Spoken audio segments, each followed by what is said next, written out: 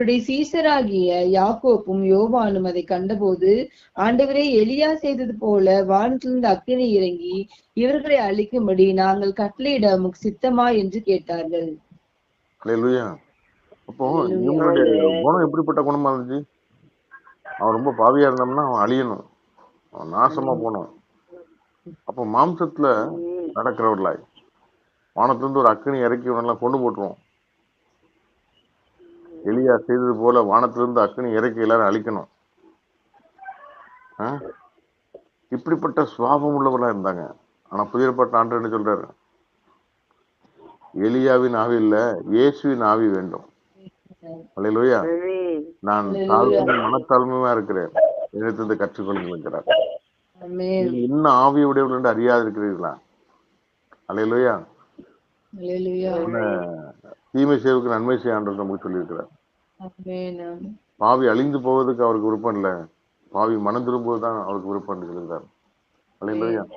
ஆகவே அந்த அப்படிப்பட்ட ஒரு பண்பு இந்த சீடரிடத்தில் வளர, இந்த நாளில் நாம் நம்மிடத்தில் வளர, அவன் அழிந்து போகணும், அவன் கெட்டு போகணுங்கிற அந்த அப்படிப்பட்ட சுவாபங்கள் நமக்கு இருக்கக்கூடாது.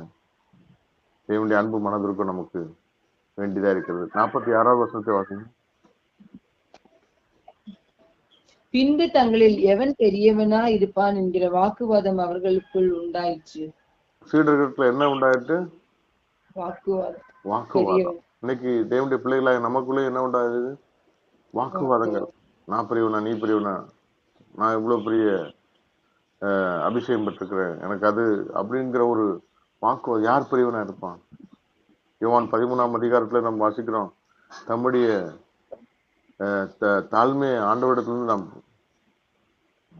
கற்றுக்கொள்ள வேண்டியதா இருக்கு. சீடரின் கால்களை ஆண்டவர் கழுவினார். அல்லேலூயா. நான் ஊழியம் கொள்ள வராமல் ஊழியம் செய்ய வந்தேன்னு சொல்லுகிறேன். வானத்தை மூலப்படுத்த பெரிய ஆண்டவர், பிரதான அப்போஸ்தலர். அல்லேலூயா.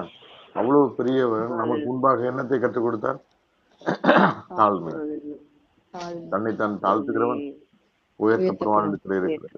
அல்லேலூயா. இதுல யார் பெரியவன் யார் சிறியவன் என்று சொல்லி அப்படிப்பட்ட வாக்குவாதம் பண்ணிருக்கிற பிள்ளைகளா அந்த சீடர்கள் இருந்தார்கள். அது போல நம்ம இல்லாதபடி ஆண்டவரிடத்திலிருந்து கற்றுக்கொண்டு தாழ்மையை சுதந்திரிக்கிறவர்களாக. கடைசியாக லூக்கா 9:49.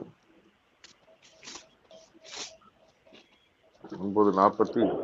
அப்பொழுது யோவான் அவரை நோக்கி, ஐயரே, ஒருவன் உம்முடைய நாமத்தினாலே பிசாசுகளை துரத்துகிறதை நாங்கள் கண்டு அவன் எங்களோட கூட உம்மை